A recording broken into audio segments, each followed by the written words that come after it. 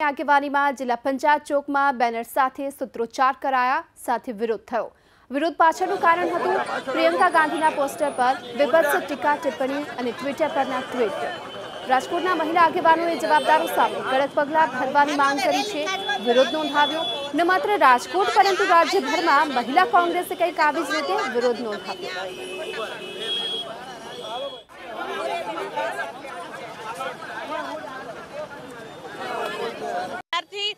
પ્રિયંકાજી સક્રિય રાજકારણમાં આવ્યા છે ત્યારથી એમને કોઈ ના કોઈ રીતે એને અપમાન કરવા માટે થઈ અને પોતાને જે એના મુશ્કેલીઓ ઊભી કરવા માટે થઈ અને આવા વિરોધીઓ અને જેની પણ માનસિકતા આવી ખરાબ છે એવા લોકો આવી ટ્વીટ કરે છે। ત્યારે ભારતીય સંસ્કૃતિમાં નારીનું એક ખૂબ મહત્વ રહ્યું છે।